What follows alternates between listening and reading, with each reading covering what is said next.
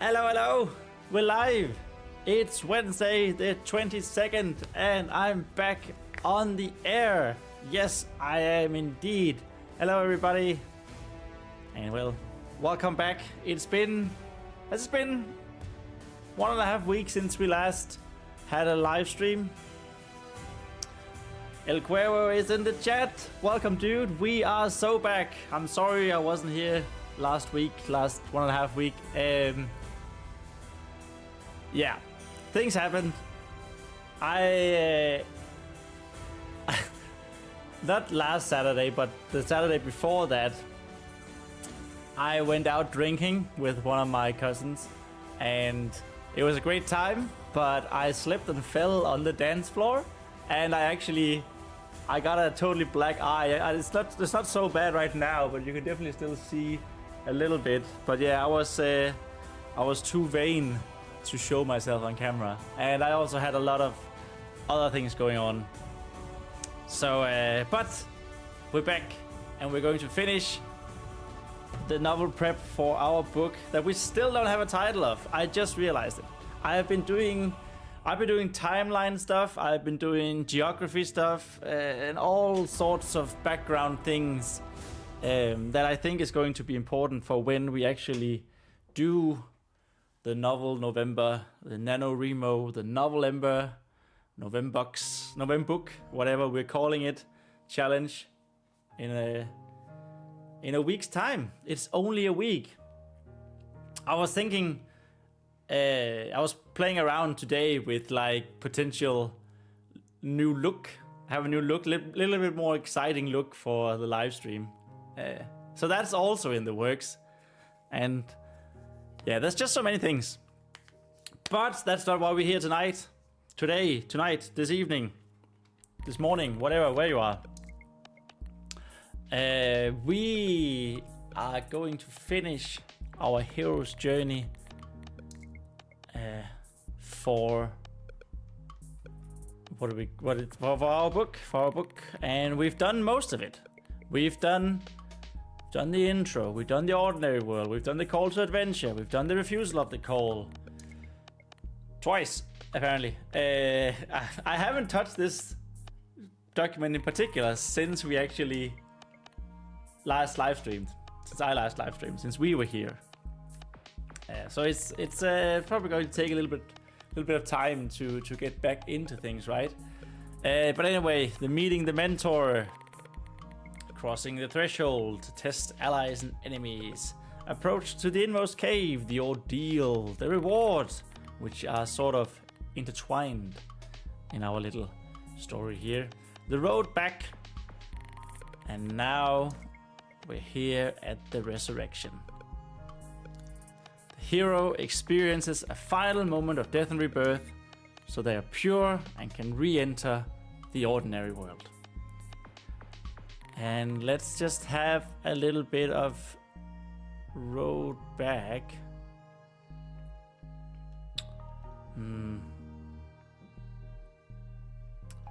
Yeah, where we were in the road back. Vesper and Lemon are running through an abandoned dungeon, trying to escape. The villain catches up with them, and there's another fight. So of course we're at the point of the story where like Vesper and Lemon has followed the Son of the Evening, who they believe to be the villain,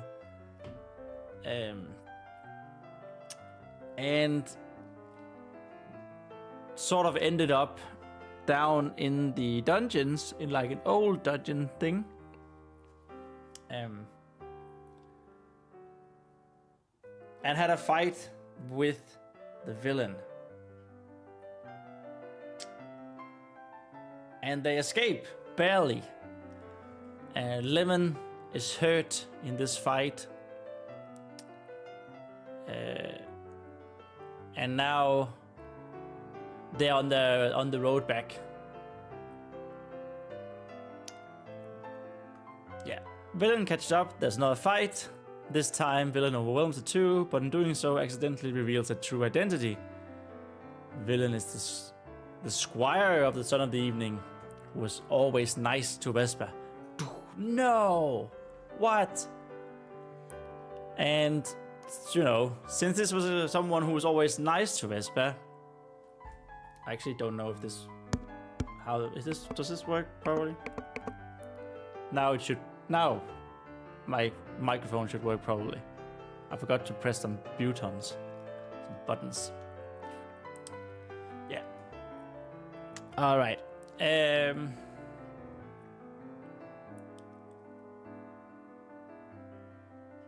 So he's always nice to her. He doesn't want to kill her, though he did try on 2 separate occasions, maybe more to scare her than actually kill her, right? That should probably, we should probably add that. Tests allies and enemies.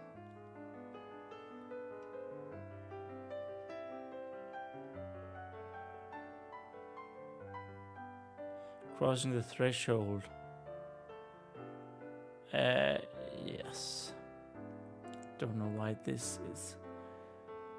Try to kill Vespa multiple times.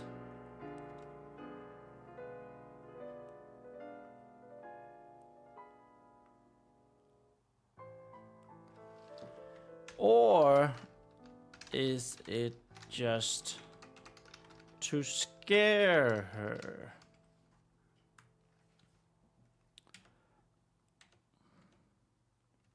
Whoops.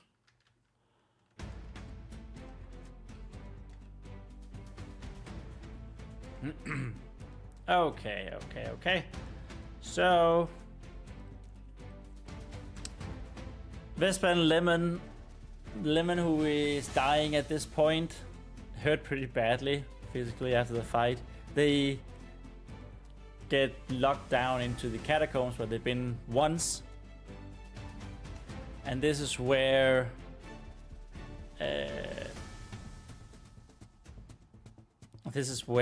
her ghostly mentor guides her to unlock some healing ability. And now Vespa heals Lemon through the guidance, and then they accidentally complete the ritual of binding, right? Vespa's going to be very drained from this. But with Lemon saved, they can start to look for a way out. Whoops. Oh, now my blue screen fell.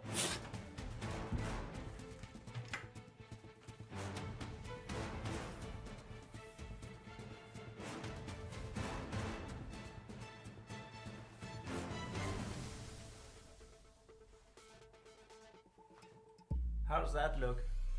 Oh, it's not perfect. Nothing really is, right? 1 second. I just need to put some weights here on the back, apparently. No, I needed to do that. So like this. And we're back.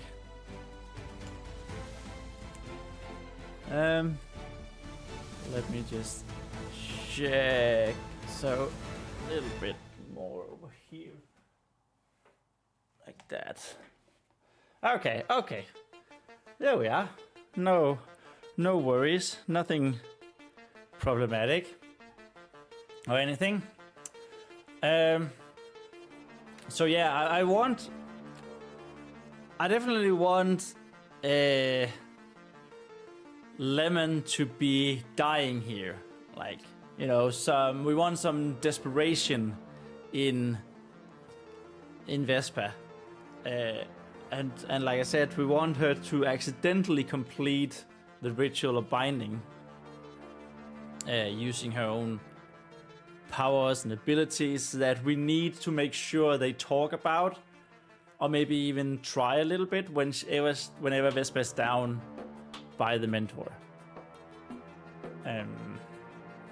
El Cuero says, nah, Son of the Evening did nothing wrong. This kiddo be trying to fight this Dark Lord cult with Pokemon like Animal Abuse. It is a little bit Pokemon-like, isn't it?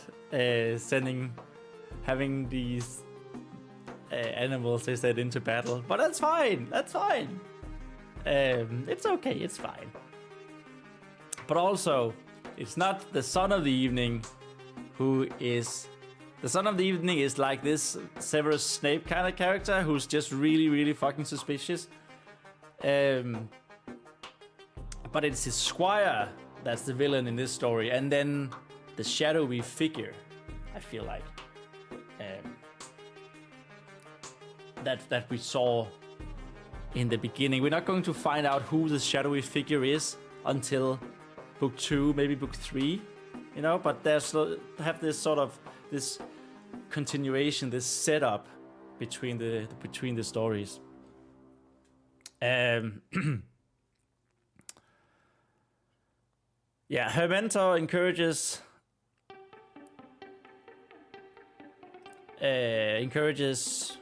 Vespa and Lemon to save the day, and then they realize that Lemon ended up in the catacombs somehow from another entrance, and they sort of climb out through this one of these air vents down in the catacombs. And I have an idea as to why those air vents are there, but I'm not gonna reveal it because that's something that's going to be important. That's some background stuff that's going to be important in third book. And yeah, so we also have this moment now that they're spirit bound, that Vespa asks Lemon something, and Lemon actually answers. At least in, like, she can hear a voice in her head that's Lemon, or understand what Lemon is saying. Lemon is a bird. She's going to be tweeting, but Vespa understands it, and that's like, okay, now they're actually spirit bound. And then, yeah, Lemon tells the story of how she got lost and was attacked by a bird of prey and fell down the vent hole. And then we had an idea here. Vespa argues that she can't enter the temple since the ceremony is on. So the mentor tells her to take the weapon, to take this weapon,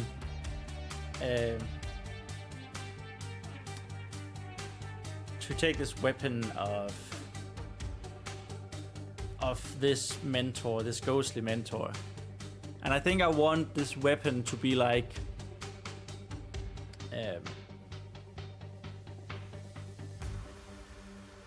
Vespa can talk to the mentor whenever she touches the weapon, right? So his spirit, his soul is in the weapon.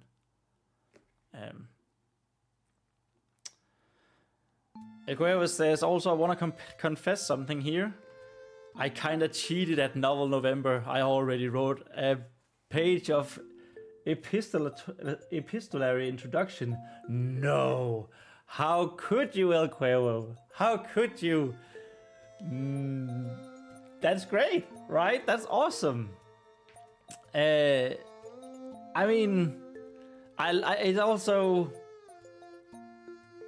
I think it just showcases that you're really up for this challenge, right? And I think it's great.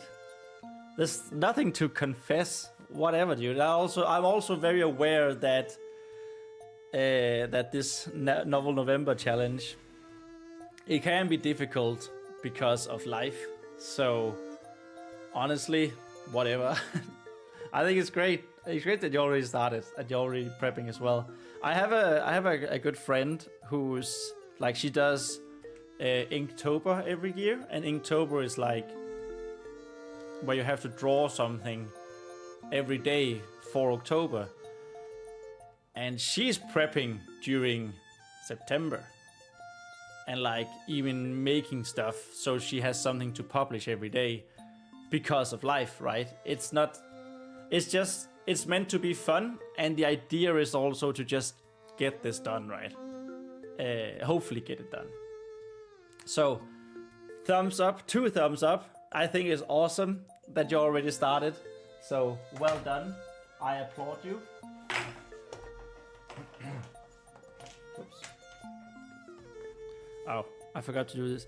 It's been so long since I live streamed that I forgot to prep so much stuff.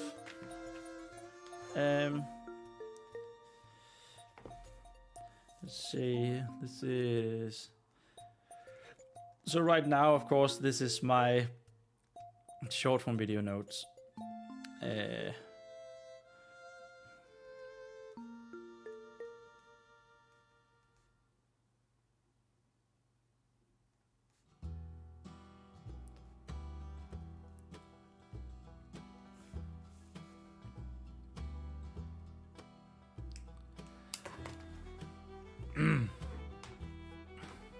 The curve says, by the way, you should think of the weapon being something that is wieldable for Vesper, like a dagger.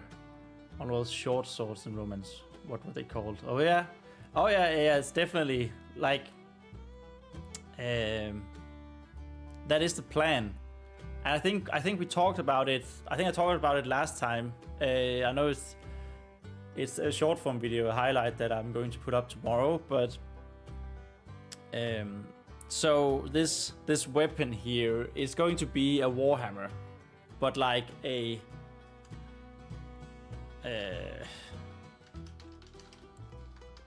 Warcraft warhammer.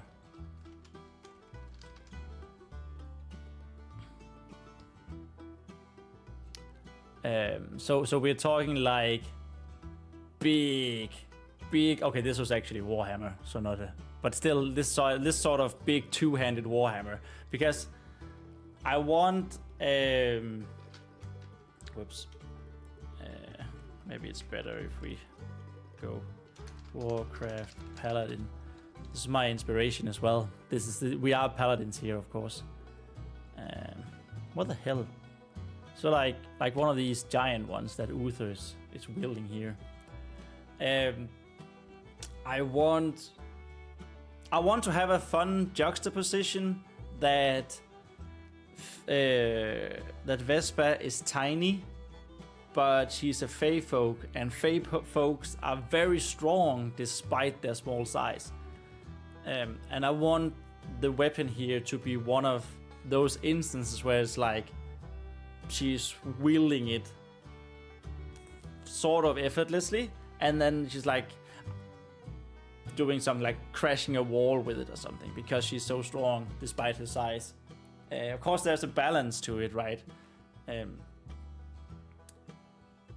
So I just, and then what we discussed last time is like have the weapon be like this fixed point in every book, first book, second book, and third book, that when she wields it, that's like, okay, you know, we're nearing the climax now. It's like, okay, things are about to go down. I think that could be a really fun thing to do for this particular book series, whenever we're gonna be done with that. But yeah, that's it is definitely on my mind. That's what I wanted to say. It is something she's going to wield multiple times throughout the story.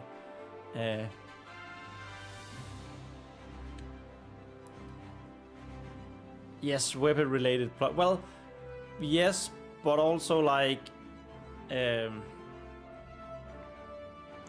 it's not a plot point per se. I guess it is, but it's like a fixed point in the story, right? Like right before the climax, right before the resurrection, she's going to wield the hammer again. And then the next, like, I'm going to find an excuse or explanation as to why she's not wielding it after she's been using it here in the end. And then the whole of, most of book 2, she's not going to be wielding it until the very end, and then the climax is happening, right? So you have this, I call it my Naruto point. My Naruto moment when the Naruto theme, or like the raising the fighting spirit, the music comes on, you know, okay, this moment is going to be awesome. Like, that's sort of the idea that I want to put forth, that whenever she whenever she picks up this weapon, this hammer, it's going to be awesome, right? I guess it is weapon-related plot point. Yeah, that is true. Anyway, so Vesper here, she argues that she can't enter the temple because the ceremony is on, and Vesper tells him to take. The mentor tells Vesper to take the weapon with her. I wrote him the weapon because her mentor is his soul is inside the weapon. I think I have some background lore that fits this. I'm not going to show you yet, but I think I have a good idea. That makes sense. So Vesper climbs up through the vent hole with her mentor's old hammer somehow, and Lemon right behind. They end up in the graveyard behind the temple, buried beneath a thick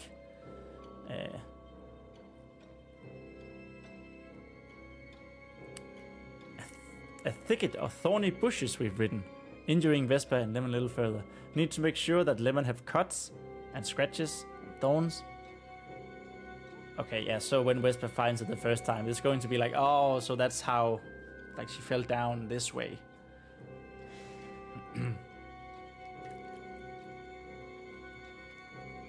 Just, to show that we are actually planning ahead.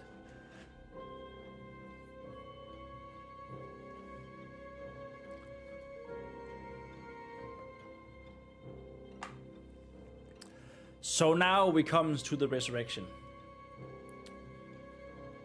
And here I actually have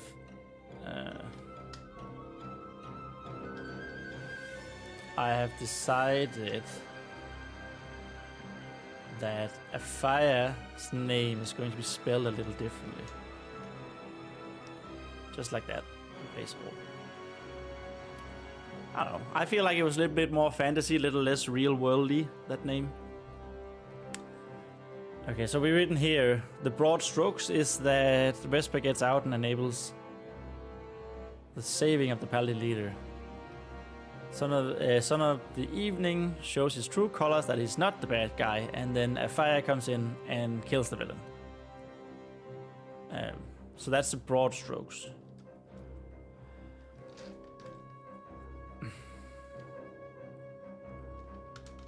Broad strokes.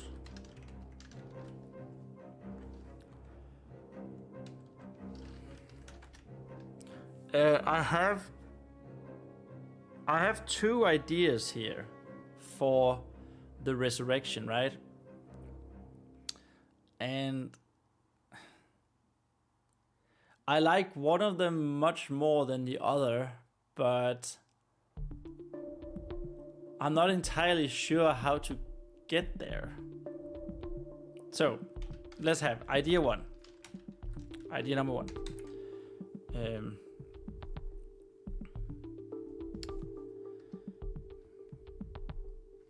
Vesper and Lemon breaks into the temple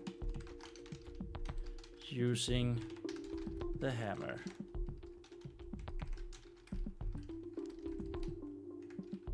Maybe she knocks down a wall.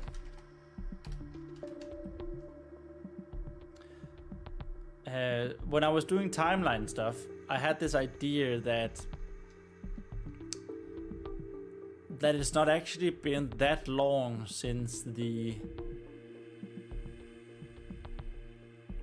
paladins took over this castle after the Burning Crusade, the Blessed Crusade, not the Burning Crusade. And then that the temple itself would not actually be finished, because the temple is going to be like a cathedral type thing, cathedral type temple, like big structure, and that takes a long time to finish. So I was thinking that we could have a wall, an outer wall that is not actually very sturdy, and she could knock it down. If the temple is still under construction, reconstruction.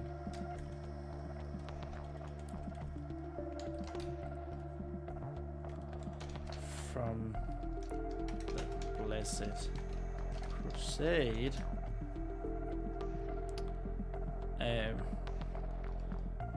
And outer wall could maybe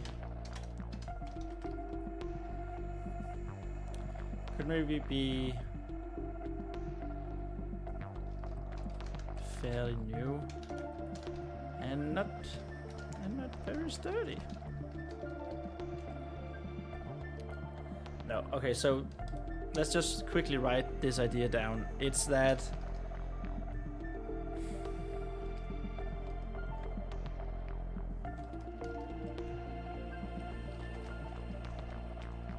why did I go?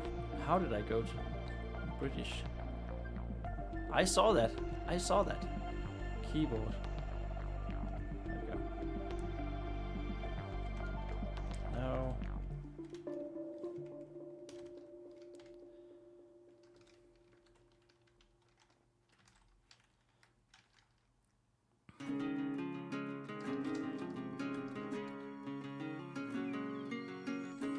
So the villain has poisoned the blessed water for the ceremony, intending. This was, I think, was what we had the idea last time. Intending to kill everyone with it. Vesper and Lemon stops the drinking from happening by barging in and knocking the cup, the ceremonial cup, out of the paladin leader's hand.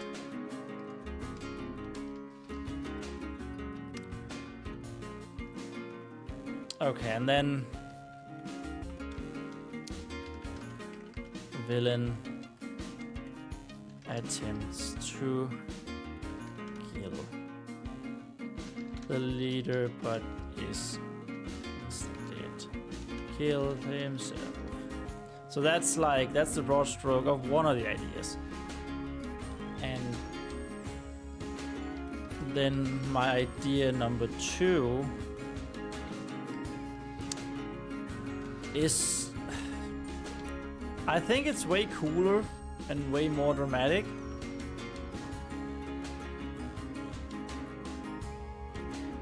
And that is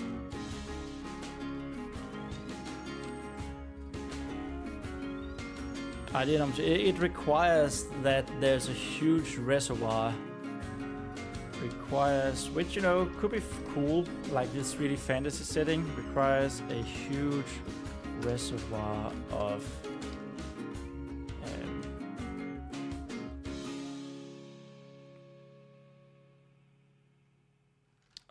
blessed water. A huge reservoir of blessed water in the temple.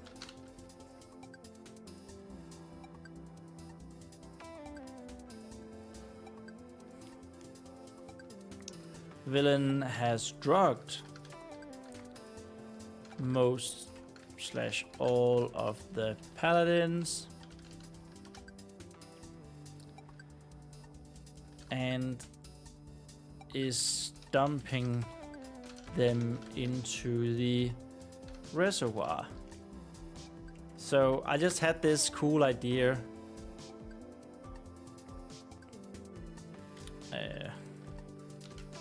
Sacrifice? I just had this cool idea of, it's actually not so much my idea, but in the old World of Warcraft, I know I talk a bunch about World of Warcraft, but it is my jam. there was this unreleased dungeon with a place called the Upside Down Sinners. And it looked like this. And it was freaking horrible.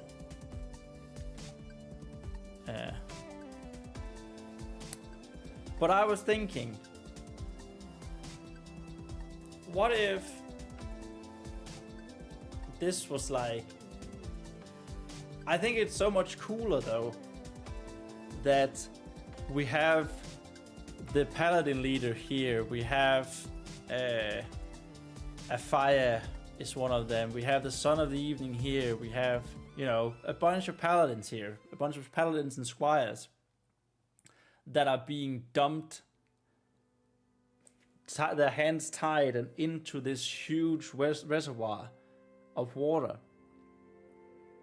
And then we can have Vespa with her hammer.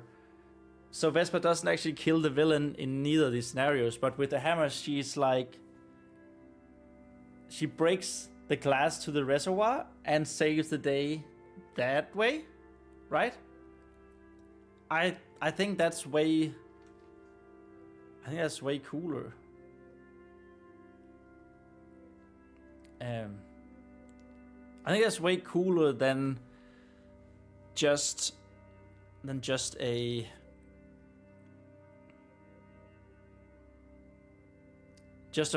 poisoned water.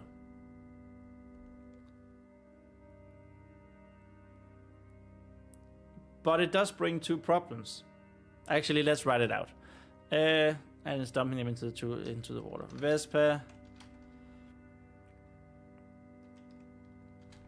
Now wielding the hammer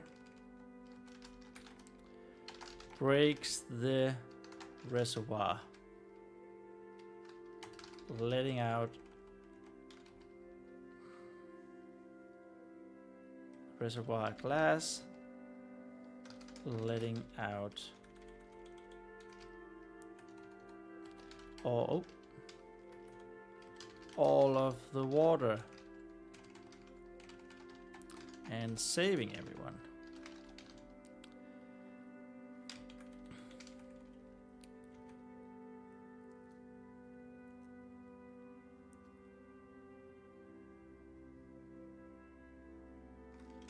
And then the villain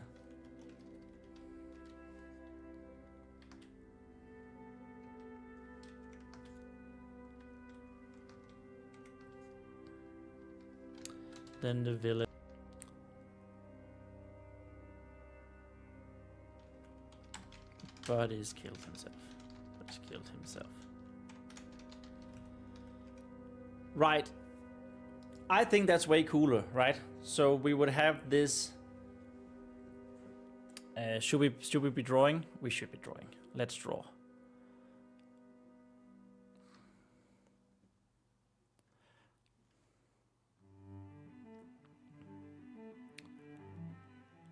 No, not new from image, just new drawing.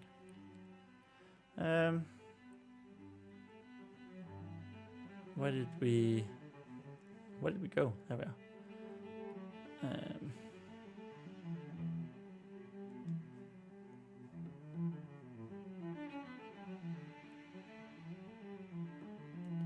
All right. So I think this is much more. It's just no. Is it this one? Yes. No, it's not this one. Yes, it is.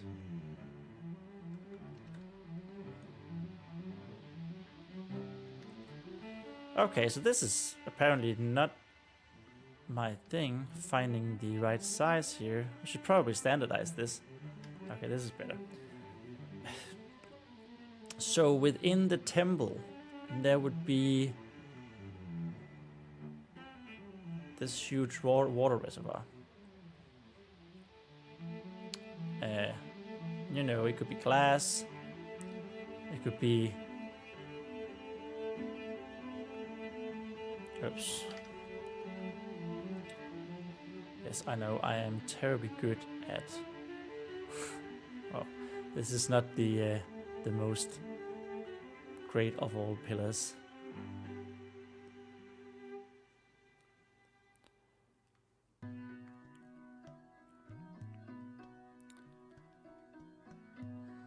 So that would be 5 pillars. I'm only going to draw 4, but that would be 5 pillars, right?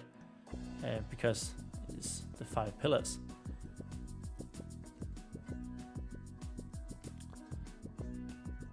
And there's water here. Yoink.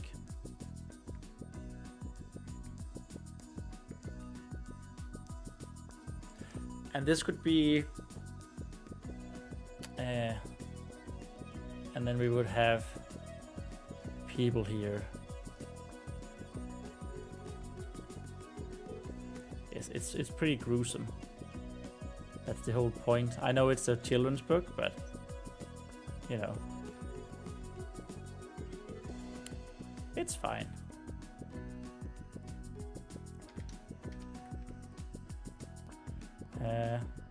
So like another person here. Like, I think this is just a way cooler and more climactic end scenario, right? But I don't know, my problem is I don't know how we're going to get there. Of course that's what I need to figure out, but my next problem is that there's only a week until the next. So until we start the novel November. Trapped.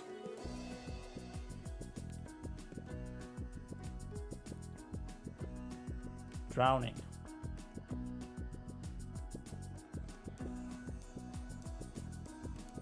But if this is like the scenario, and then we have the villain here, he's wearing a cape.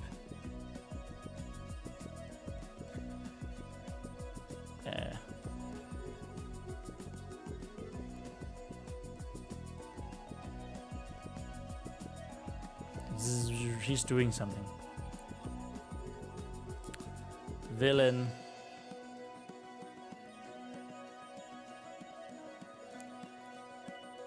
And then we have Tiny Vespa here, who is cracking stuff with the hammer.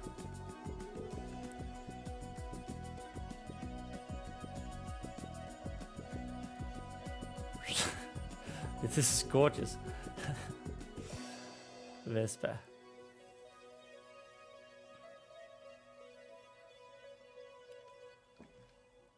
This is how I imagine the scene, right?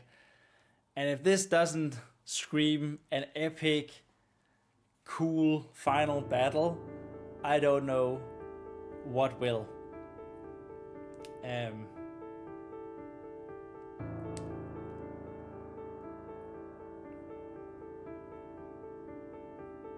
But yeah, it does pose some problems.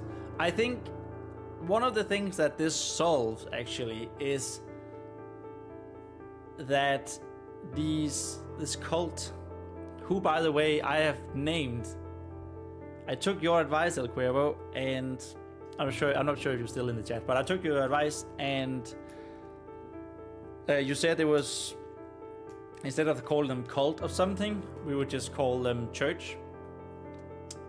But they are from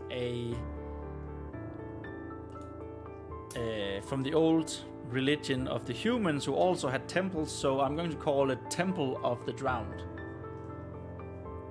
And they are bringing about the flood, and the villain, then people who are in this Temple of the Drowned, they're going to be called Drowners. I think that's pretty cool. Pretty simple and pretty cool. And then these drowners, this cult of the flood here, it's just, she's breaking the glass. Breaking glass. No, but a reason for them to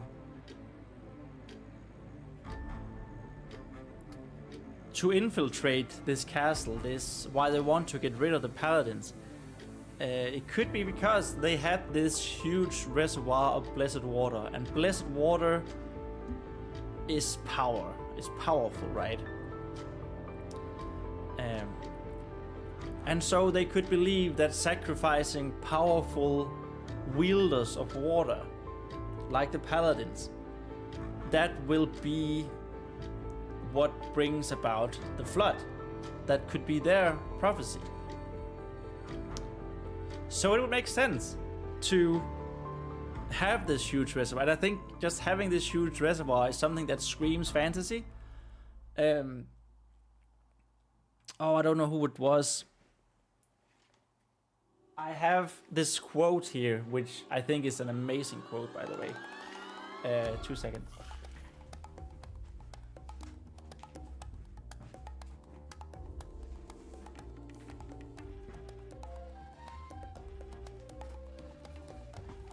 And yes, I'm going to reference World of Warcraft again.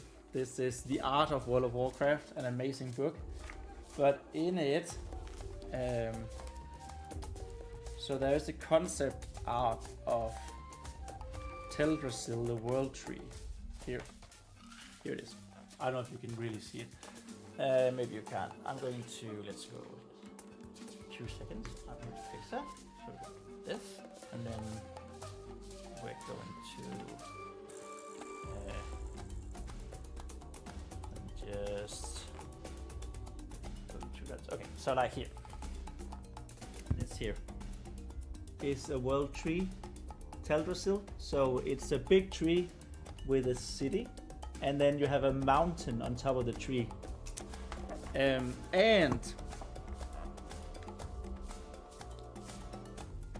Samwise DJ, I think it's called. He is the art director. He wrote. Let me just go back here. Blue one, and then he wrote.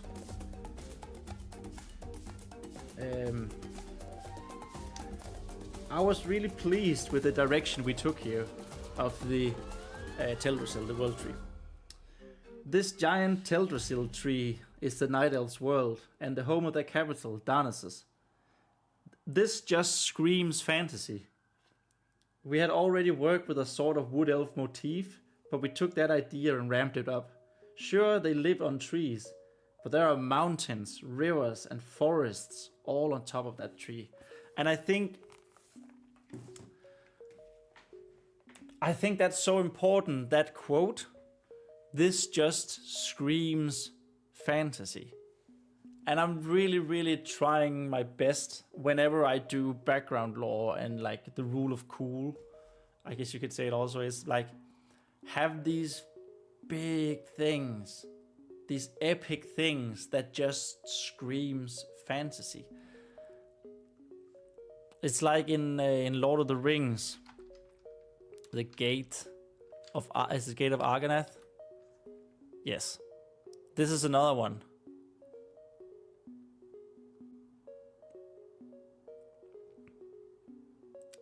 I mean, 2 giant statues, like, of kings, I think it is, in a passage through mountains that screams fantasy. And I think this could be something that screams fantasy as well, right? A giant water reservoir as part of this temple.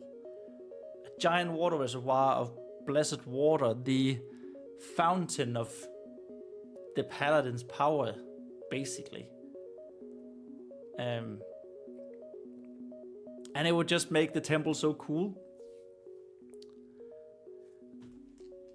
I'm going to write that because I think that's a good point. Screaming fantasy.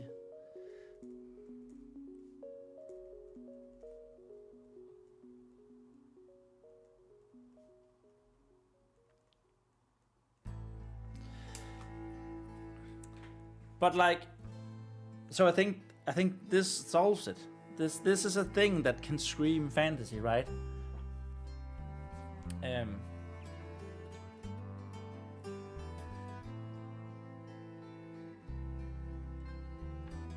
then it would also have like, sure, Vespa here with her hammer, she breaks the glass and all the blessed water flows away.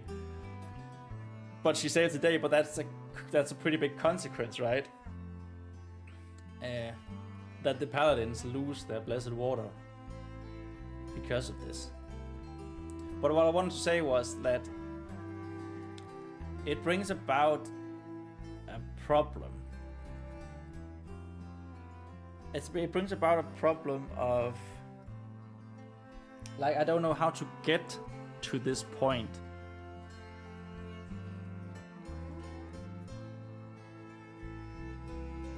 But because sure, they've gathered, the villain has gathered everyone in this at this ceremony, every squire and every paladin, and then he's drugged them all. But did he do it single-handedly? Or are there more in the cult? More of the Temple of the Drowned? I don't know. There should be. And I mean, that would probably a lot of the guards and like people who are not part of the paladins could be part of the Temple of the Drowned, right? Maybe even the cook. That could be a weird, funny thing.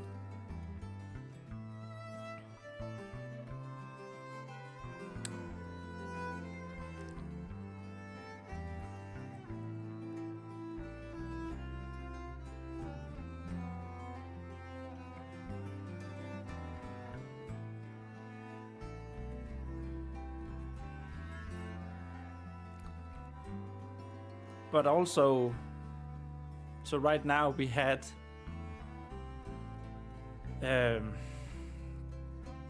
when Vespa was following the Son of the Evening,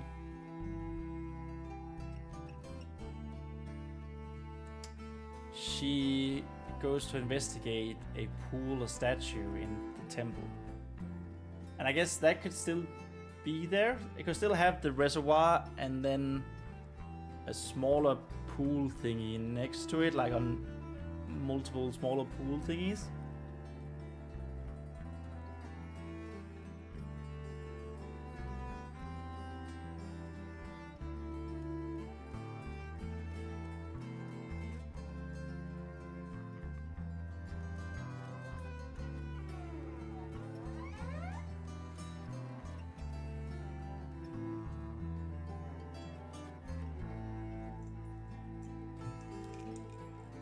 But then again, who made it like that? Well, I guess it was the Knights of the Lily who built everything in the first place.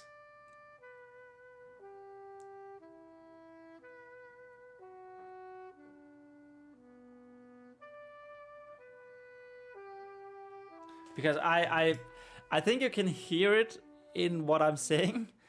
I want this scenario to play out. So I think we should just commit to this scenario. I think it's way cooler than the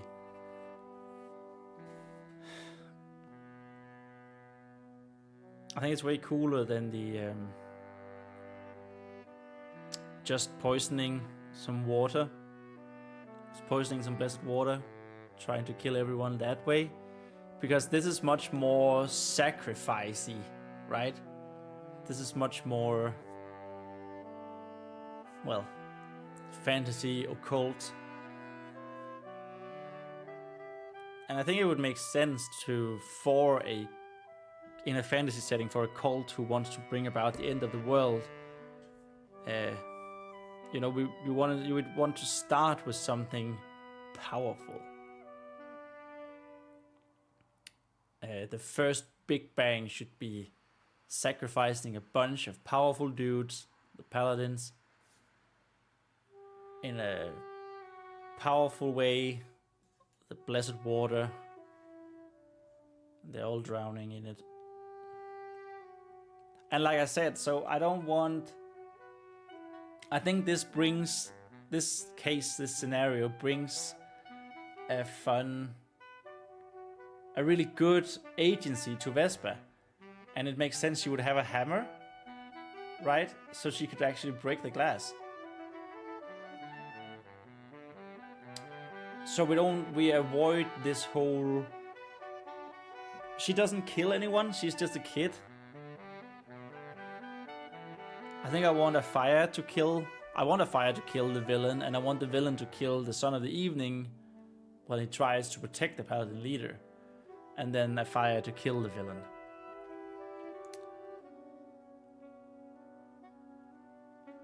But Vespa is without her breaking the glass, she's the one, like, everyone would have drowned and the cult would have won, right?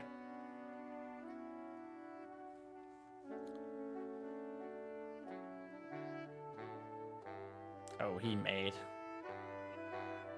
Look at him, he's so mad.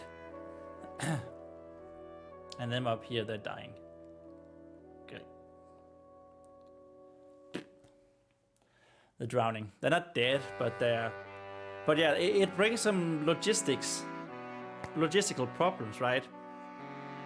Because suddenly we need a bunch of guards, probably, or a bunch of other people to also be in this cult, this Temple of the Drowned.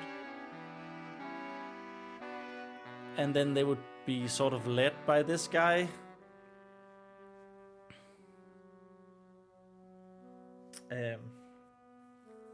Yeah. I mean, it's not unreasonable that we can write ourselves out of that. It's just that it needs to be a little bit bigger, and I guess that makes more sense as well. So it's not like in Harry Potter 1 where you just had Professor Quirrell, where you just had Professor Quirrell doing everything, and that was sort of what we were writing ourselves towards.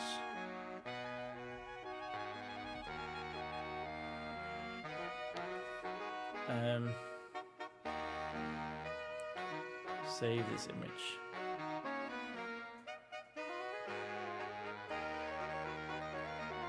Rename. Ending scene. Water reservoir. Reservoir sacrifice.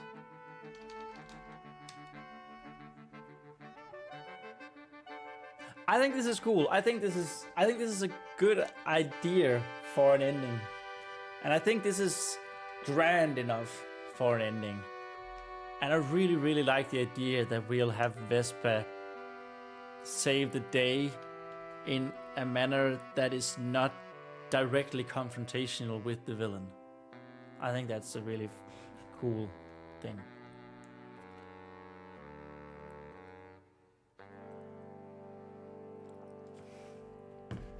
Because she's been through a lot at this point. Lemon has been through a lot. Maybe Lemon can attack the villain.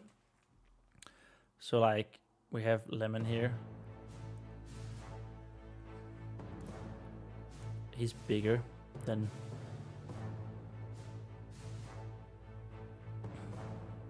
Oh, she is, sorry.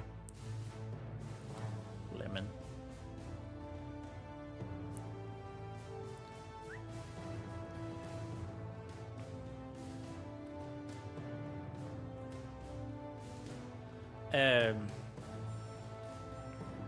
Wait, what?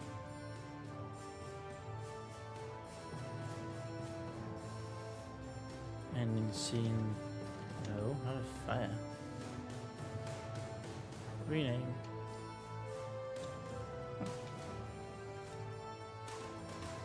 Okay, so we have Lemon there. And yeah, it's not like a direct confrontation. I think that's cool. But I do need to. I think we need to reconsider stuff throughout the story then.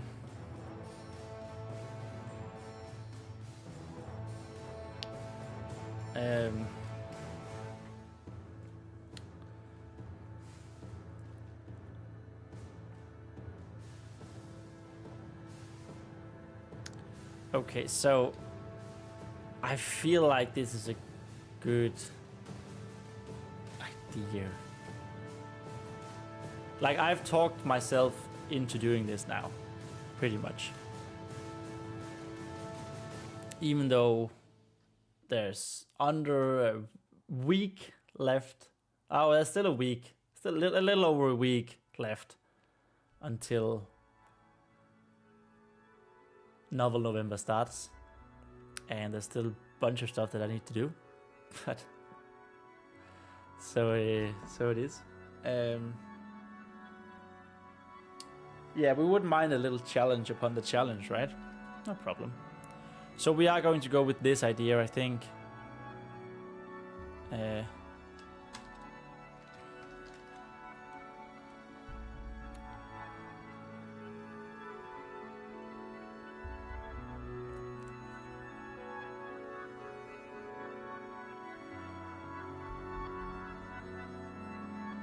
And so the thing she found actually in the approach to the innermost cave, or like in the ordeal, this proof that she finds, it could be like a recipe for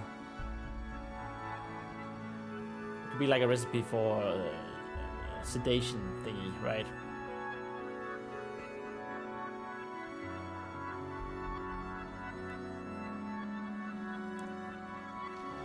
Looks like we're going with sacrifice of the paladins to begin the flood, and then have like wave here. Wave.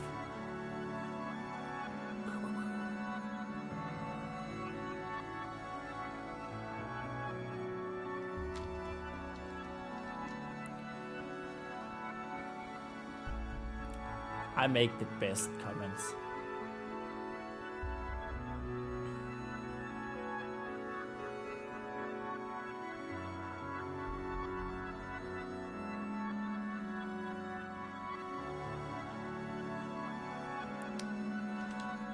New idea.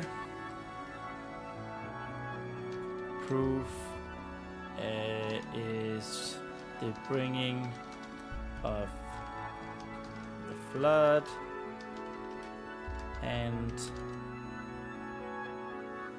something to sedate everyone. This something needs to be referenced somehow in early on in the story.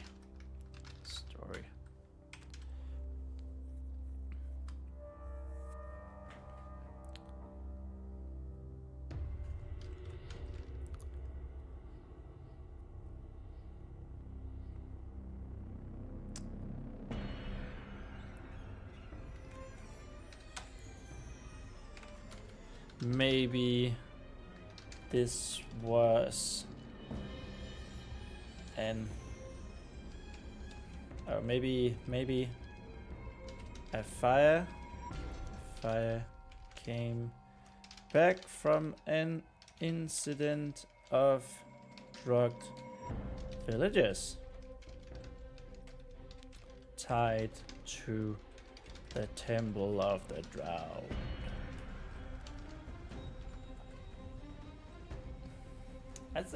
That's a good idea. if I should say so myself, and of course I should, because no one else is saying it.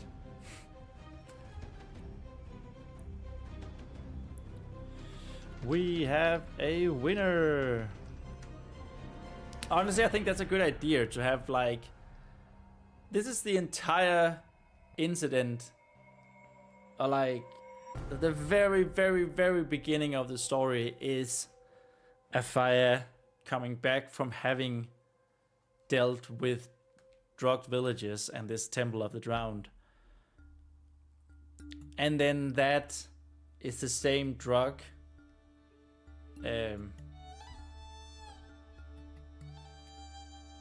it's the same drug that Vesper finds in the secret lair. Maybe it's a particular flower that she finds.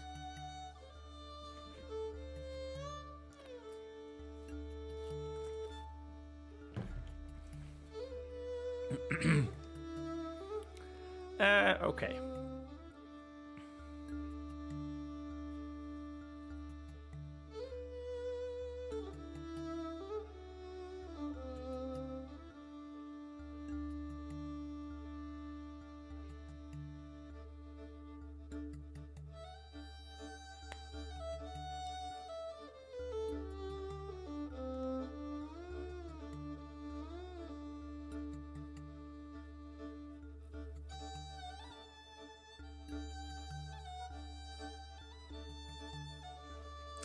So let's write this out. So Vesper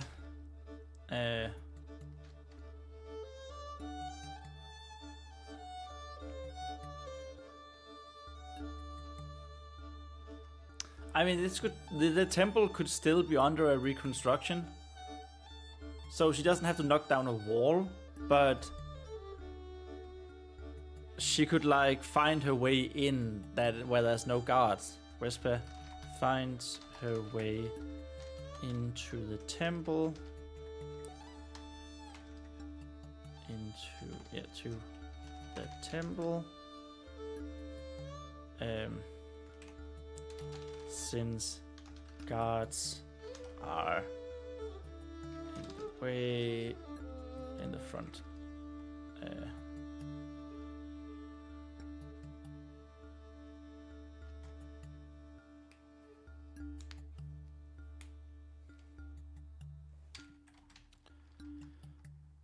Especially if it's under reconstruction.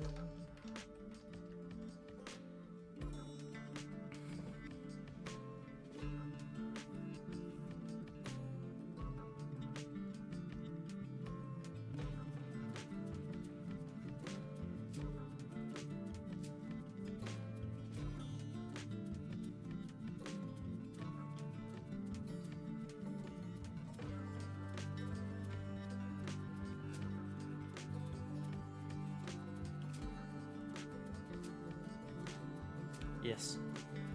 Since guards are in the way.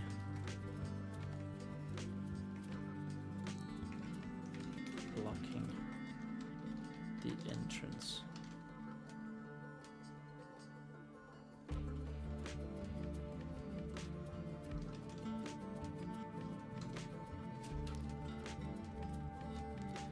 Easy. That would also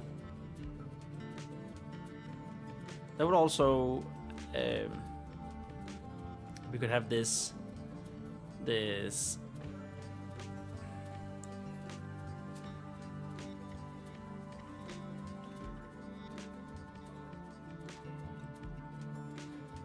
could have this, what do we call it? Oh, I completely lost my train of thought. God damn it.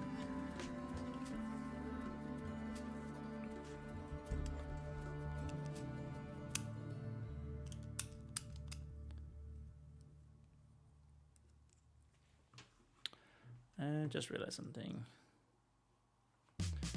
Actual end. Resurrection and turn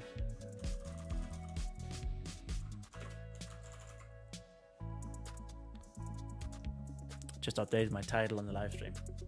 Just something I thought was better. Resurrection and Return of the Elixir.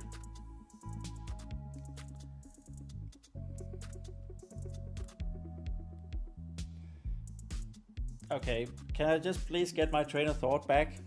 Choo choo, where did you go?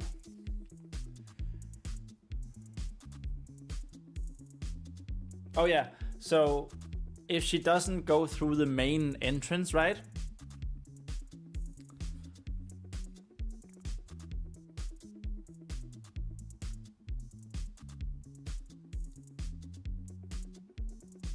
If she doesn't, for fuck's sake, if she doesn't go through the main entrance.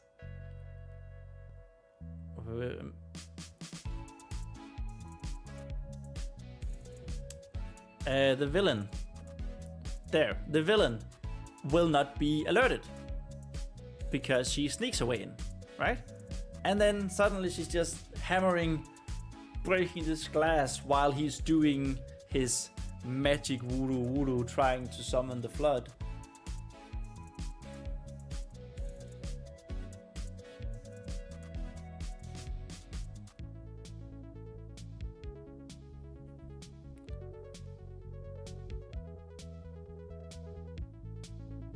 Yeah, that makes way more sense. Maybe this entrance.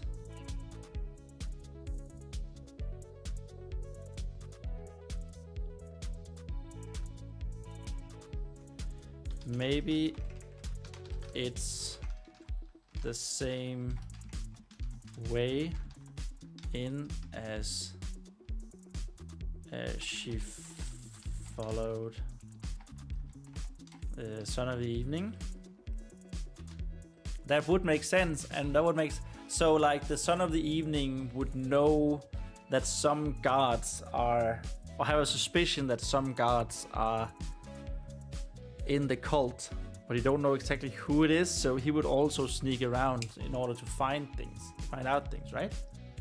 It totally makes sense. Makes great sense.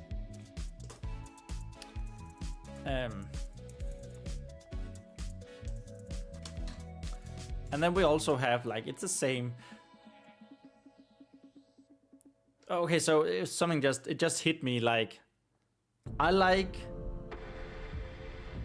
when you've made certain things, like you made the reader aware of certain things and then you use them later. That makes sense, right? It's agency, it makes the characters think. So like it shows that the whole thing is planned, that it makes sense. So like if we have the thing about drugged villages in the start and it's the same drug that is used here in the end, if we have Lemon falling down a vent in the beginning and we don't know how they're in the catacombs, it makes sense that it would tell how they got down there and that's the way up, right? So here it's also like it's the same way. We've already showed that you can sneak into the temple. So we use that again as a way to go inside. I think that works.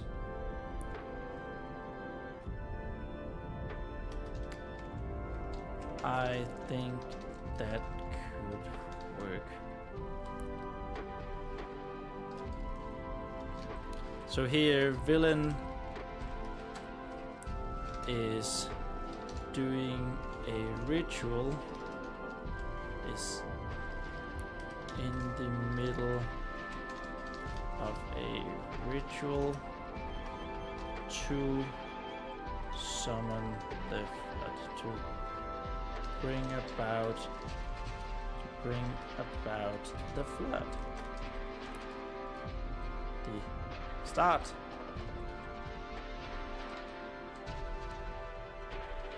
Or the start of it. At least. Using the huge reservoir of blessed water in the temple.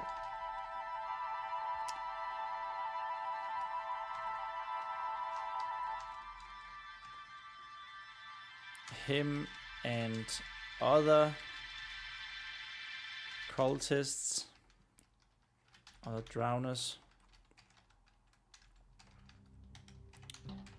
are dumping paladins and squires into the reservoir, hands chained to a big rock, like something to something weighty.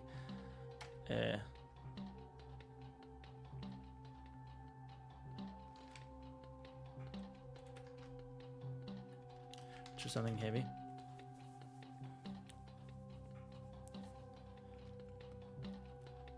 So like we get into this like right in the middle of, or like in the beginning of the ritual, maybe someone has been dumped into the reservoir and he's doing something. He's speaking some words of a ritual, ritualistic words.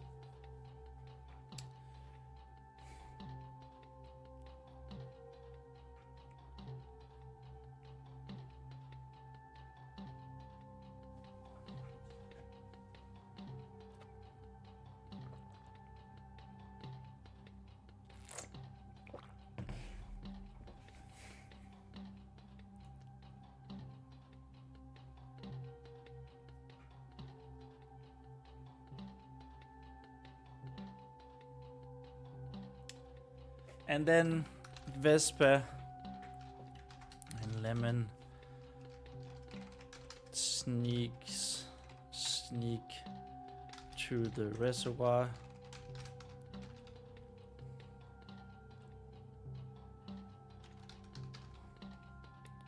They don't know what to do.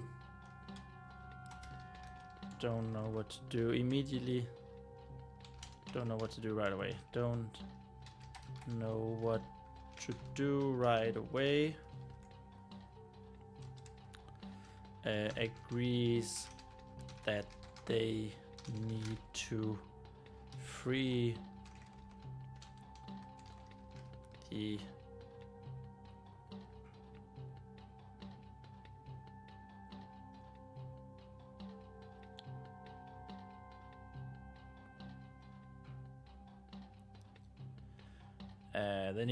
the others.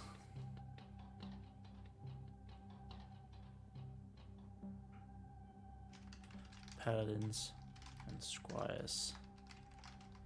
Okay, I just realized something. If they are drugged or sedated, drugged is probably a better... Like, they can't be out. They can't be knocked out. Unless the blessed water actually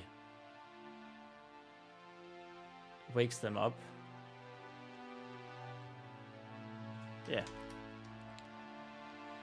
Who have awakened in the blessed water.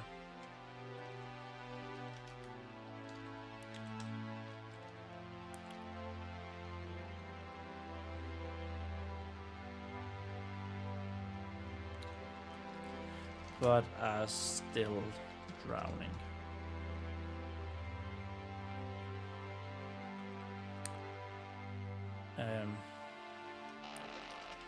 The mentor tells Vespa to use him, the hammer,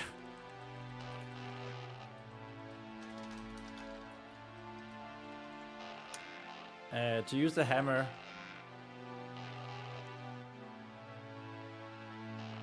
and Vespa gets the idea. Vespa gets the idea to smash the glass. To break the glass of the reservoir. That's not how we spell reservoir. That's how we spell reservoir. Vespa and Lemon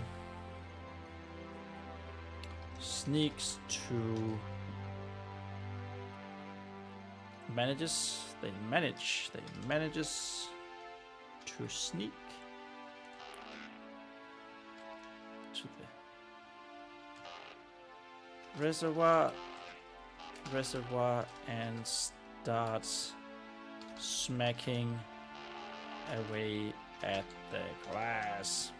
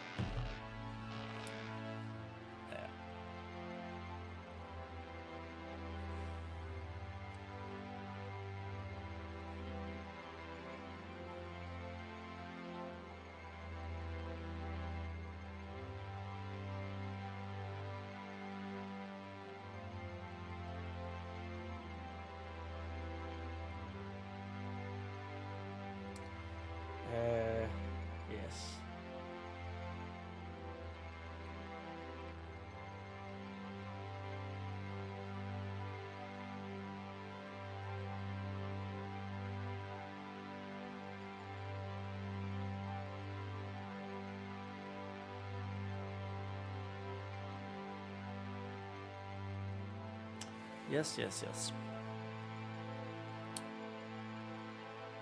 Of course the villain noticed. Villain, of course, now notices. Yelling commands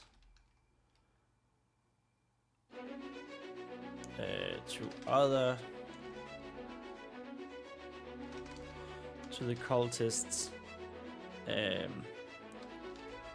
dropping. So this would also mean that,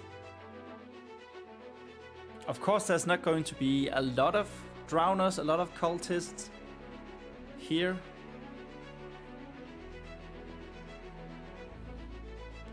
I think that's important. So we would have the villain down here, and then other cultists like up here dropping people down into the reservoir.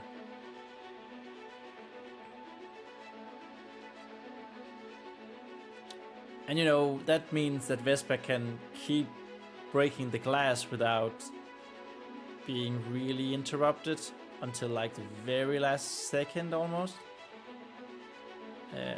So Lemon can keep the villain at bay for a little while. Yeah, I think it's working. I think it's working.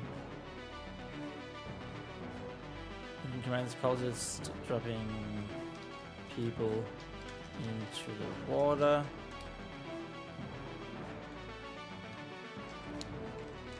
That they need to kill her. Lemon attacks villain to keep him at bay while Vespa tries to break the glass.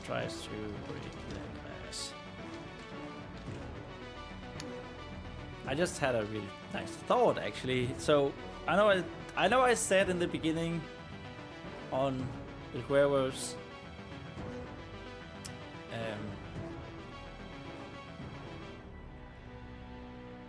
like El Huevo, what you mentioned in the chat about the weapon.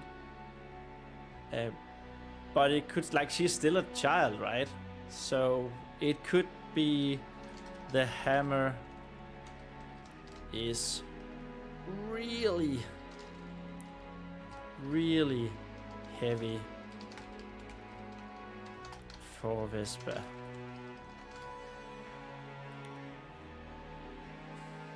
It's extraordinarily heavy for her.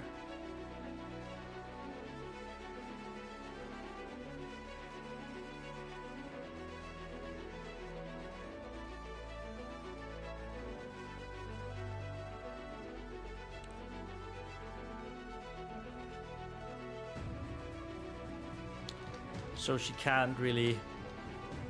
So she can't.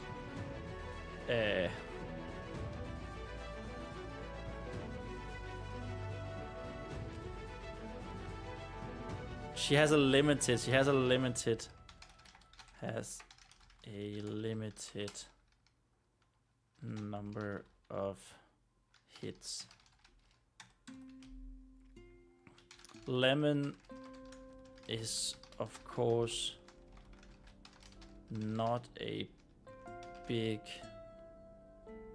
bird, and she's also now spirit bound, which means she and Vespa shares life force. I don't actually have a name for that. So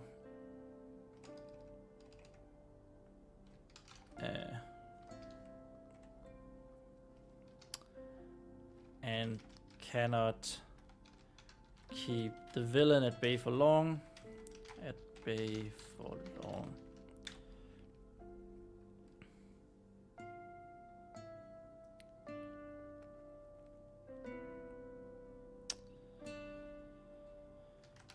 Vespa manages to get a final blow to the glass in before villain reaches her.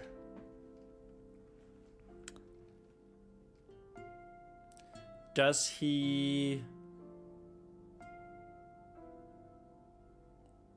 swing a sword at her?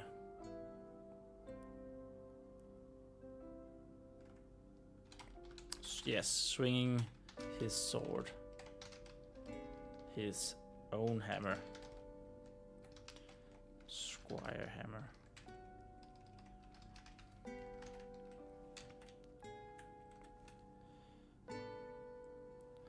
One-handed warhammer or sword. Don't actually know what that would be. I like the idea of the paladins using hammers. Like I said, I am a huge World of Warcraft geek, so and the hammers are indeed the preferred weapons of the paladins, of course.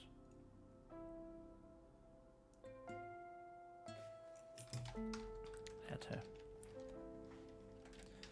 But misses. As Vespa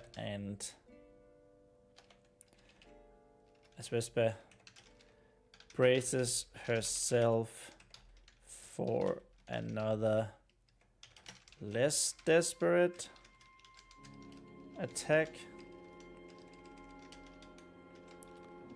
from villain. The glass breaks and blessed water. How do you say that? We have the Danish word we have for this is like the fosser. It's fossing. Fosse. Gushes out. It pours out. Violently pours out. Violently pours out of the reservoir.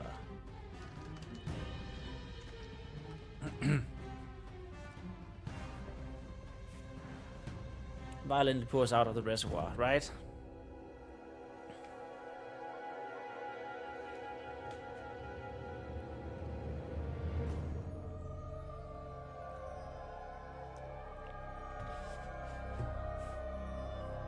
And it knocks, of course, it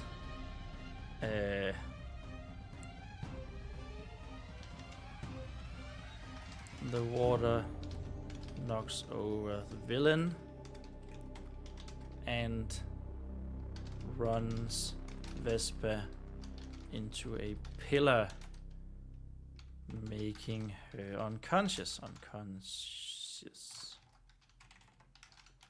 So at this point, Vespa has like, she's not, of course she's not going to die. She's going to be the main character in all 3 books.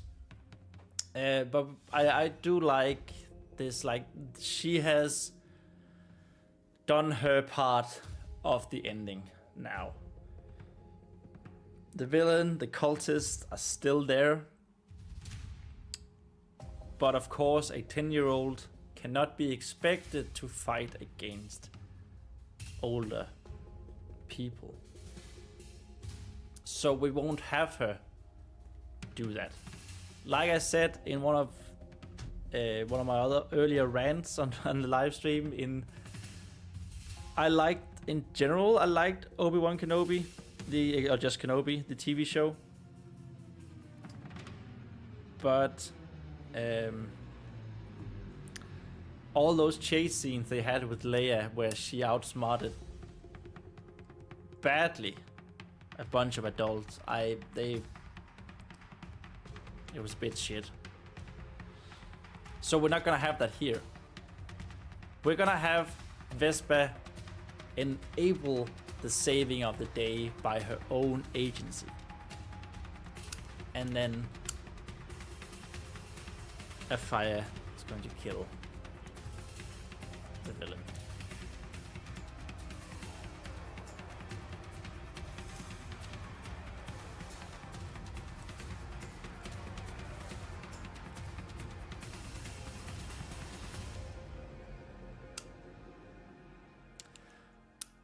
So I just realized something else.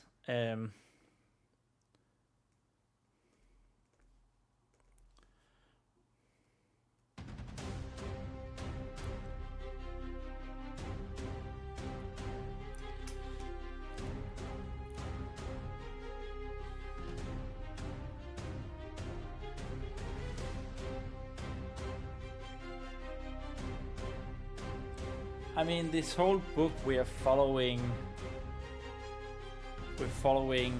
Vespa, right?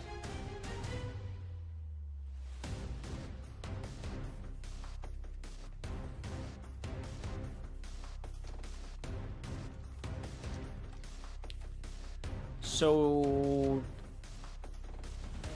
I was going to write this whole thing out, but would it make sense to just stop the chapter there when Vespa goes unconscious? Because I remember in which one of is it in one of the George R. Martin books, one of the Game of Thrones books, one of the Song of Ice and Fire books. I have them up here in my bookshelf, so that's why I was looking. But there is it's a bit of a spoiler, I guess, but if you haven't read the book, you totally should. In a dramatic scene with Arya's point of view, it ends with Arya, like it ends with the sentence, Arya never saw the axe coming. And Arya, of course, one of the main characters. She's a child. She's a very, very cool character. At this point, Ned, her dad, who was the main character, has already died. So it's like, what the fudge did I just read this? Is Arya dead?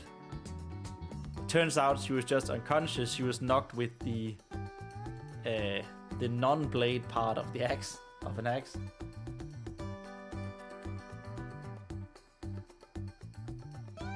Because if we end the chapter here and then we start the next chapter with like her waking up, then a fire can tell her older sister. She can tell her what happened. She can tell her Like, that would be sort of a nice wrap up of this story, right? And as I said, Vespa has contributed to the ending here.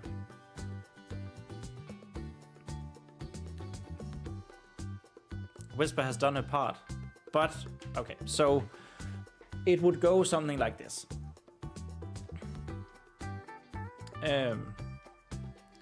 The paladins and the squires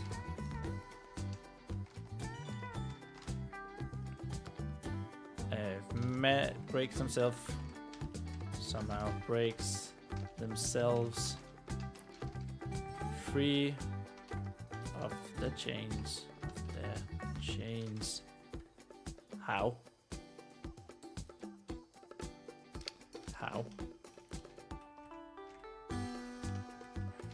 If their hands are tied.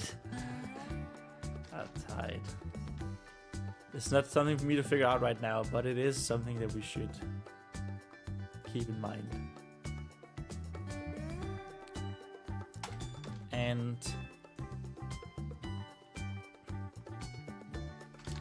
counterattacks the invading cultists.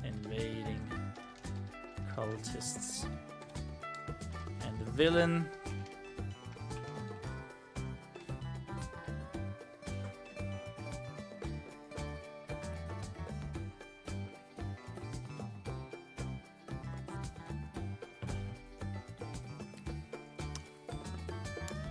so now the villain here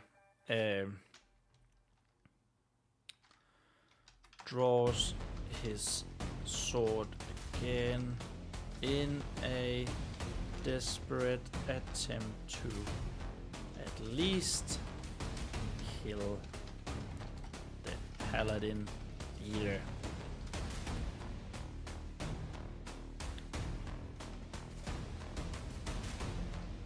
And of course we should remember that the paladins and the squires are not in combat outfit.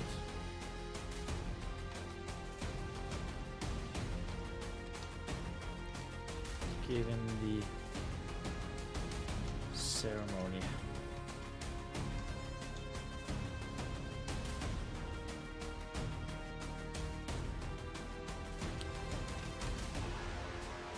The Son of the Evening intervenes. The sword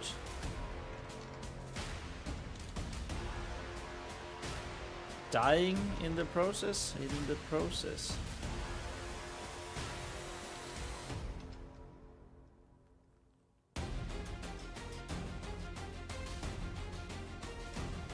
Saving the leader, but dying in the process. So that's like, oh, he was a good guy after all.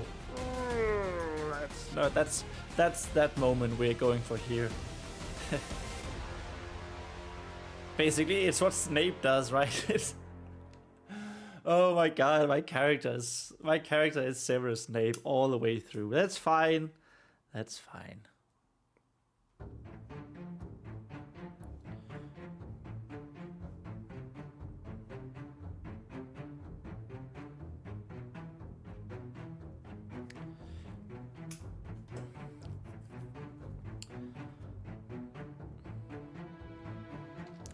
Dies in the process.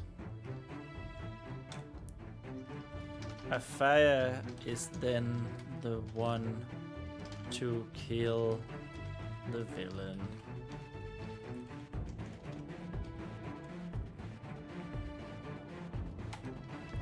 And I guess actually saving the day. Actually saving the day for good.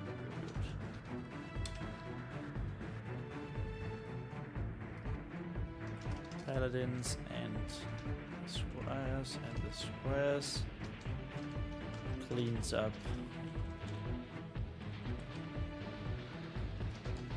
the cultists. So this is what I initially thought we would do. That this would be written out. But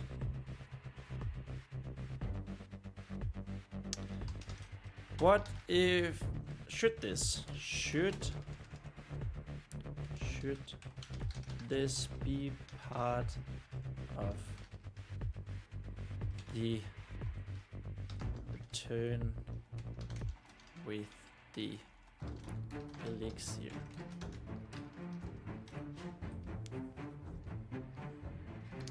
Ending the chapter with Vespa, the point of view being knocked unconscious. Let's have a little eye emoji. Because that's sort of a big thing, right? And it would make for a nice roundup, I guess you could say.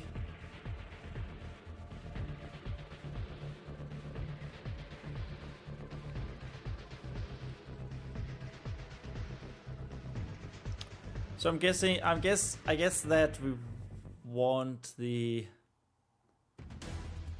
Return of the Elixir is basically the very last scene of How to Train Your Dragon, which is one of my favorite movies, by the way. The live action was good as well, but I like the animated version a lot. But yeah, so like Return with the Elixir would be Vespa,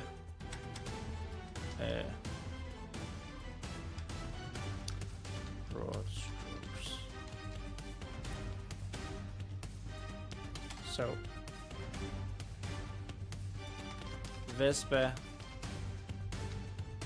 wakes up to Lemon preening her face.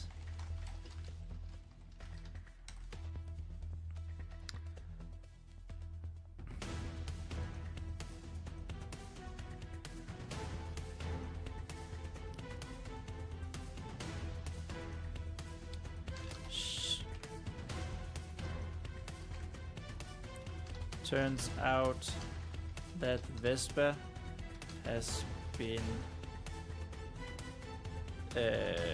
unconscious for some time.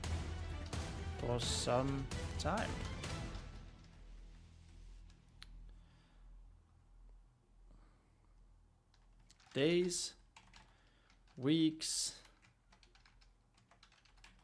months. Pick one.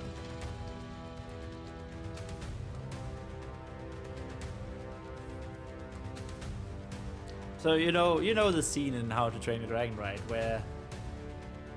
Where his Hiccup wakes up after his coma.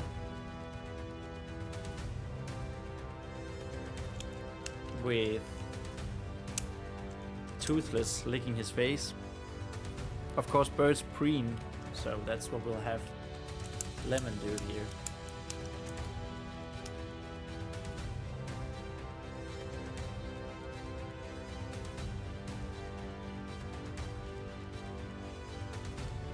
And I just want to add that Lemon has grown quite a lot.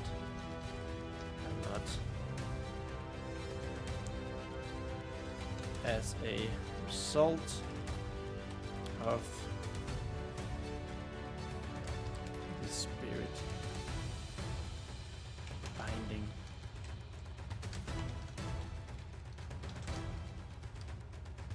Just like Wilfane in Want is a big boy. He's a dire wolf. He's a bigger than normal wolf because of the spirit binding. Some animals tend to grow bigger than what they are normally, and Lemon is no exception.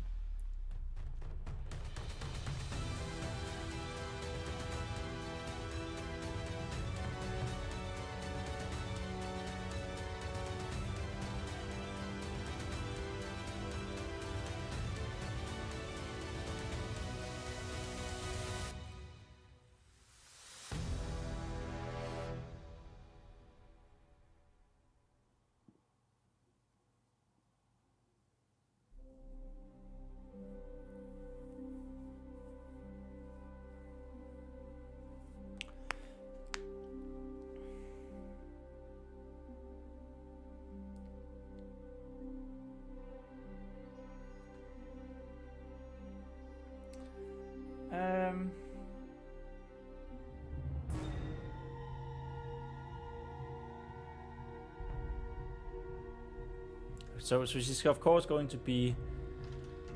Vespa is rather disoriented. Thank you, Google. It's rather disoriented. And almost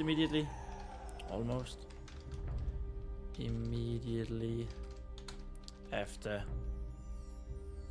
asking Lemon to stop the preening,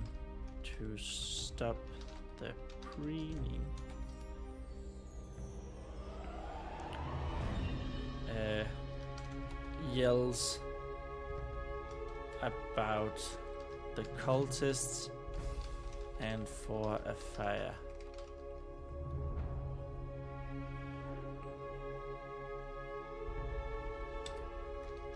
A fire enters the room.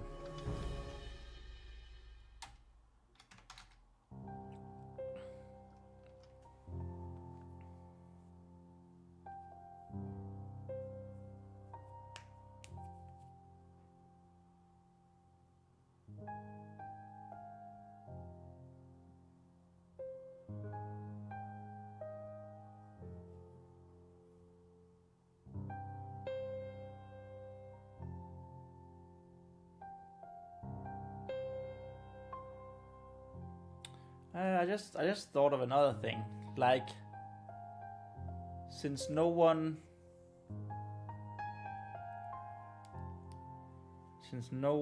is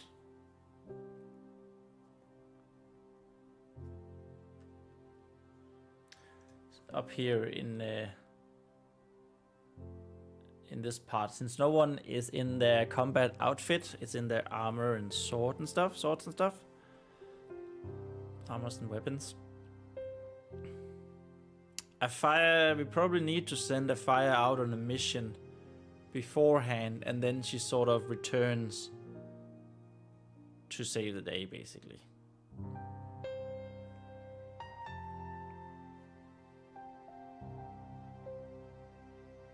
Then we need to find a reason why she returns.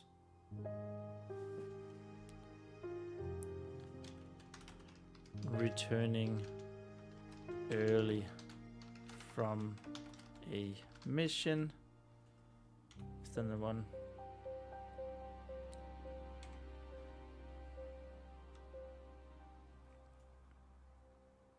So it will be like I want a reason why a fire can kill the villain, and that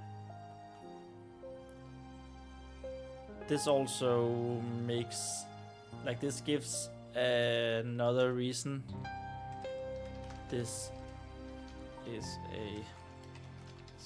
another reason why the chapter should end with Vespa going unconscious.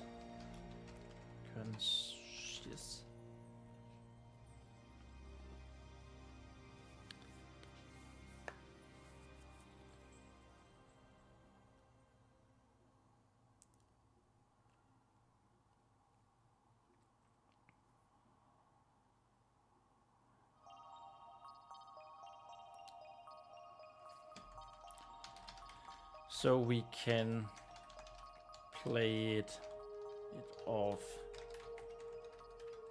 and explain it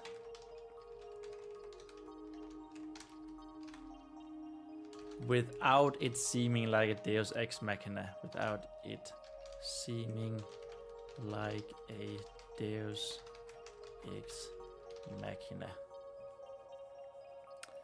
Because that is definitely something we do not want. Godly intervention.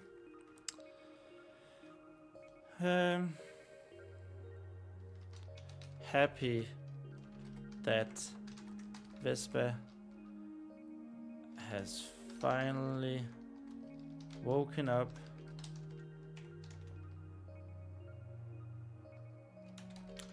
telling her that Lemon has not left her side.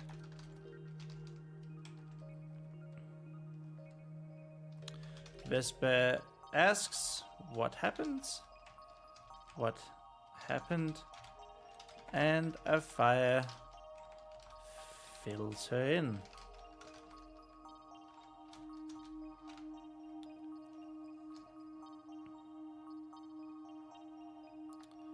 So basically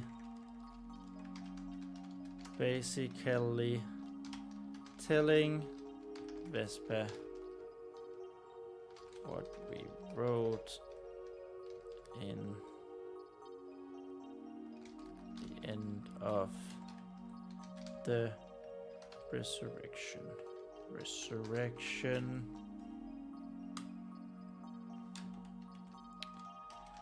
Adding a reason for a fire to cut her mission short.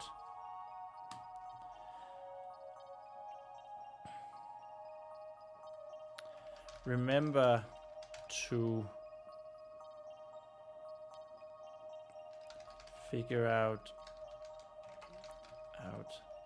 when a fire leaves the castle/temple.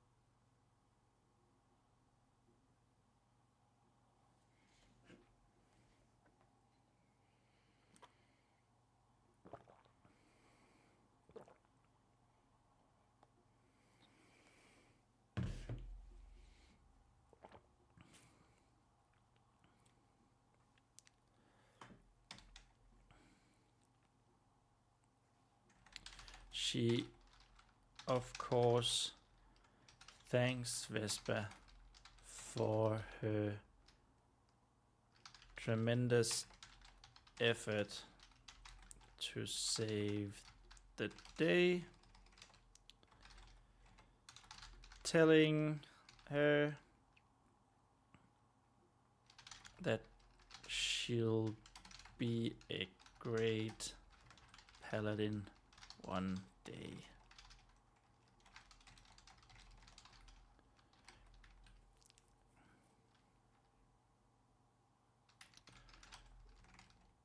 Vesper becomes ever so proud.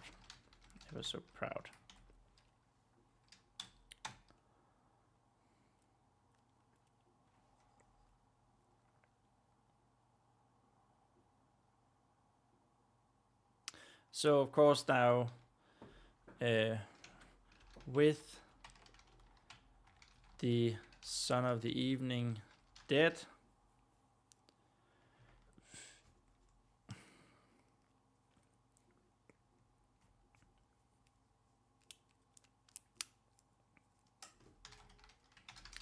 Vesper asks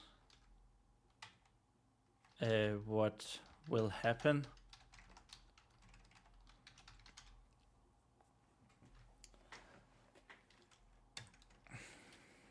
Afire shows off her attire, armor, and that she is the new son, actual son of the evening.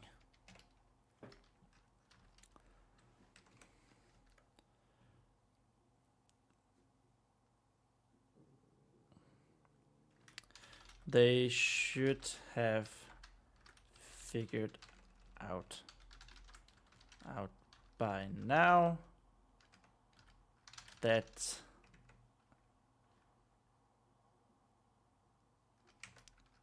the sun was a misunderstanding.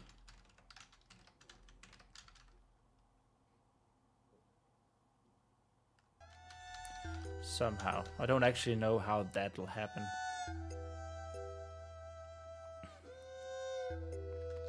Something a fire found down in the catacombs. It could be the prophecy, I guess. Verse 1 of the Eveningsun prophecy.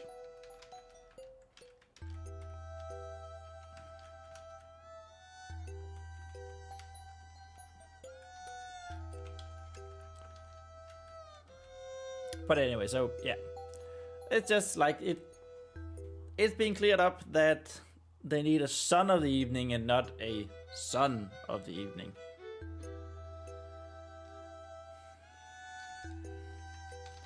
Vesper and Lemon are overjoyed at this news.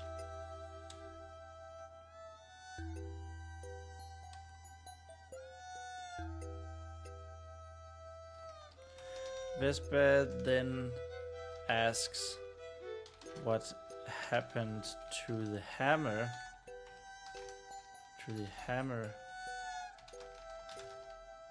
Of her mentor. To which Afire, man, it's so much easier to have a name for your characters when you're doing shit like this. Damn, 13 pages. Name for to which Afire says that it's still on the floor of the temple and that they cannot move it.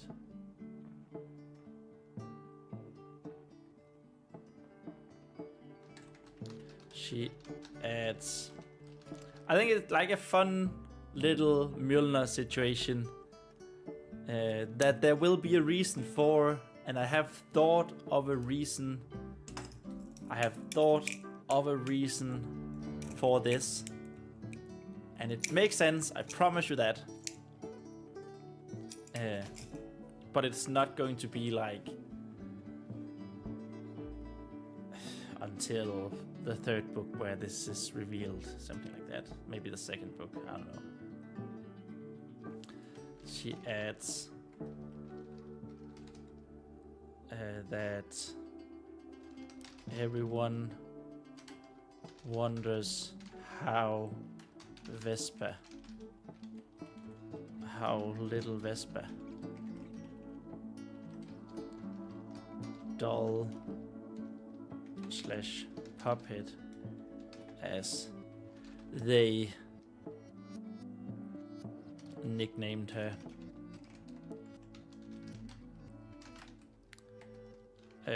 could be the one to wield it and break the reservoir. Break the reservoir.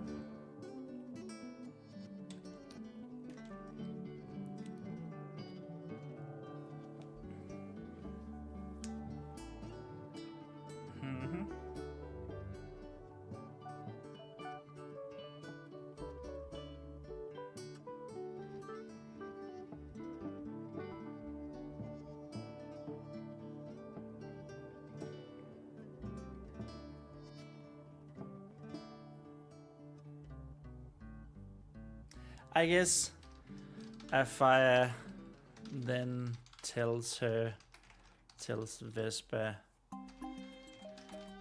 that she still needs sleep. Food is on its way.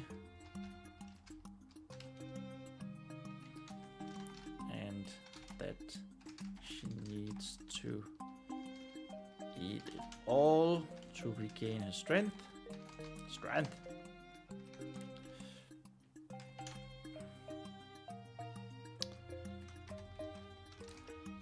But also that she must go now for Son of the Evening duties. Vespa reassures her that she will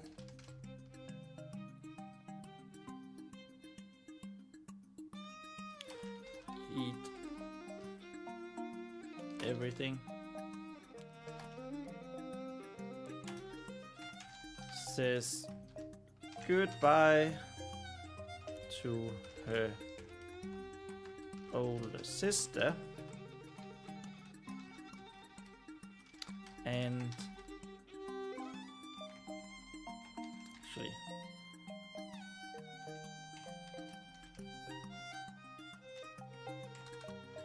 Vespa and Lemon then shares a beautiful moment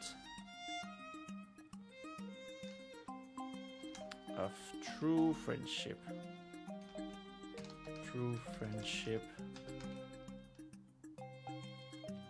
As they look out to the sunsets, to the sun's setting, to the evening sun's setting. So we got this. The whole book is going to end with our two main characters, Vespa and Lemon, looking at the two suns setting in like a beautiful sunset, the evening suns. And I think that was it. That's going to be our book. Of course, now we just have to write it. That's a big next step, I guess. Well, it's not even the next step because I have timeline stuff. Still have background stuff. I need to figure out names. I have personas I need to write. And I only got like a week to do it. So that's cool. And I got stuff to do this weekend. So that's very cool. But I'm quite happy with what we've managed to do here. I'm actually very happy with how this is turning out. I'm very, very excited to write it during Novelember, NaNoWriMo, Novel November, Novembook, whatever we're going to call it. Let's see. Yeah. So this is also going to be the end of this live stream. I'm going to be back next Wednesday before starting up our hashtag Novelember, Novembook, NaNoWriMo live streams on next Saturday, the 1st of November. But yeah, it's probably going to be a rather short stream on Wednesday because it's going to be like more of a test stream for the November stuff. And then of course we're going to live stream every single thing almost in November. I have stuff I need to do, of course, but I'm going to try to stream as much as I can of us making a book of 50,000 words. So it's going to be so much fun. And I just hope you guys will be there and join in. So I'll see you on Wednesday. I hope you have a great weekend. And